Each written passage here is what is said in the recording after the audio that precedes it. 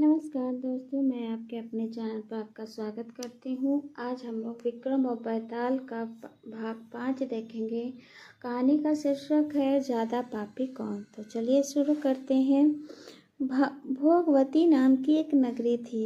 उसमें राजा रूप सिंह राज करता था। उसके पास चिंतामणि नाम का एक तोता था। एक दिन राजा ने उससे पूछा, हमारा ब्याह किससे होगा? तोते ने कहा, मगध देश के राजा की बेटी चंद्रावती के साथ होगा। राजा ने जोशी को बुलाकर पूछा तो उसने भी यही कहा। उत्तर मगध देश की राजकन्या के पास एक मैना थी। उसका नाम था मदन मंजरी। एक दिन राजकन्या ने उससे पूछा कि मेरा विवाह किसके साथ होगा। तो उसने कह दिया कि भोगवती नगर के राजा रूपसेन के साथ। इसके बाद दोनों को विवाह हो गया। रानी के साथ उसकी मैना भी आ गई। राजा रानी ने तोता मैना का ब्याह करके उन्हें एक पिंजरे में रख दिया। एक दिन की बात की तोता मैना में बहस हो गई। मैंने ने कहा, आदमी बड़ा पापी, दगाबाज और अधर्मी होता है। तोते ने कहा, स्त्री झूठी, लालची और हत्यारी होती है। दोनों का झगड़ा बढ़ गया तो राजा ने कहा, क्या बात है, तुम आपस में लड़ते क्यों हो? मैना ने कहा, महाराज, मर्द बड़े बुरे होते हैं। इसके बाद मैना एक कहानी सुनाई। इलापुर नगर में महाधन नाम का एक सेठ रहता था। विवाह के बहुत दिनों के बाद उसके घर में एक लड़का पैदा हुआ।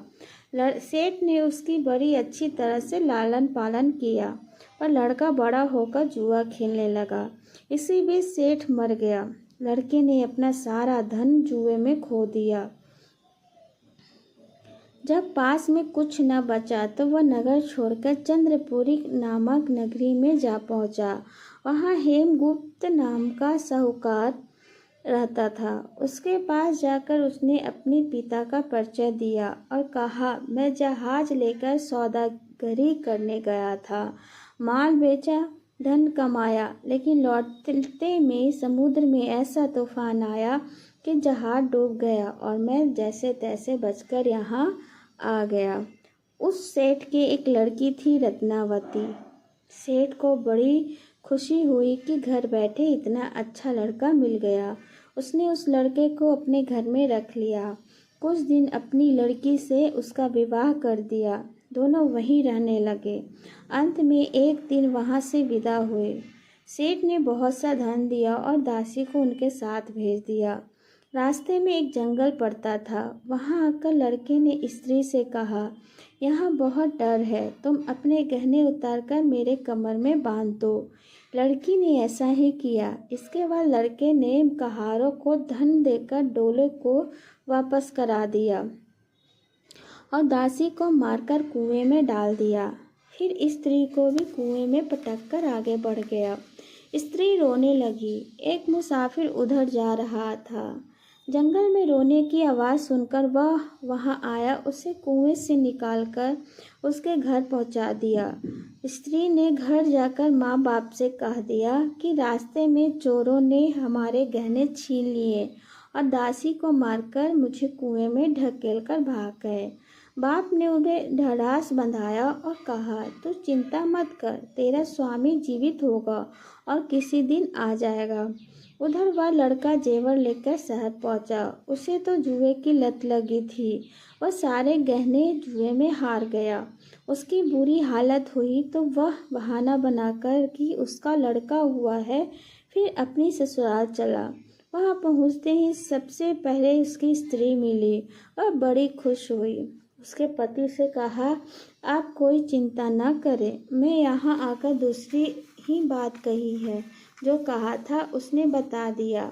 सेठ अपनी जमाई से मिलकर बड़ा प्रसन्न हुआ और उन्होंने उसे बड़ी अच्छी तरह से घर में रखा।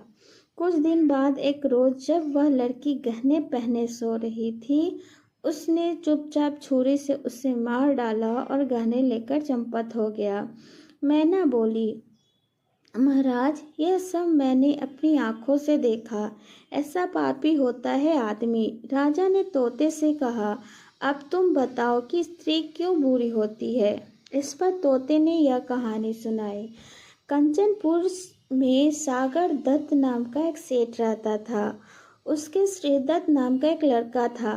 वहाँ से कुछ दूर पर एक और नगर था, श्री विजयपुर। उसमें सोमदत्त नाम का एक सेठ रहता था। उसके एक लड़की थी। श्रीदत्त को बिहाई थी। ब्याह के बाद श्रीदत्त व्यापार करने प्रदेश चला गया। 12 वर्ष हो गए पर वह न आया तो जयश्री व्याकुल होने लगा। एक दिन वह अपनी अटारी पर खड़ी थी कि एक आदमी उसे दिखाई दिया। उसने देखते ही वह उस रात मोहित हो गई। उसने उसे अपनी सखी के घर बुलवा लिया। रात होते ही वह अपनी सखी के घर चली जाती। रात भर वहाँ रहकर दिन निकलने से पहले ही लौट आती। इस तरह बहुत दिन बीत गए। इसी बीच एक दिन उसका पति परदेश से लौट आया। स्त्री बड़ी दुखी हुई। अब क्या करे? पति थका हारा था। जल्दी ही उसकी आंख लग गई और स्त्री अपने दोस्त के पास चल दी। रास्ते में एक चोर खड़ा था। वह देखने लगा कि स्त्री कहाँ जाती है। धीरे धीरे वह सहेली के मकान पर पहुंची। चोर भी पीछे पीछे गया। संयोग से उस आदमी को सांप ने काट लिया और वह मर गया था। स्त्री ने समझा सो रहा है। वह आंगन में पीपल का एक पेड़ था जिस पर एक पिशाच बैठा यह लीला देख रहा था। उसने उस आदमी के शरीर में प्रवेश करके उस स्त्री की नाक काट ली और फिर उस आदमी के देह से निकलकर पेड़ पर जा बैठा। स्त्री रोती हुई अपनी सहेली के पास गई। सहेली ने कहा, तुम अपने पति के पास जाओ और वहाँ बैठकर रोने लगो। कोई पूछे तो कह देना पति ने नाक काट ली है। उसने ऐसा ही किया। उसका रोना सुनकर लोग इकट्ठा हो गए। आदमी जाग उठा। सारे हाल मालूम हुआ तो बहुत बड़ा दुखी हुआ। लड़की के बाप ने कोतवाल को खबर दी। कोतवाल उन सबको राजा के पास ले गया।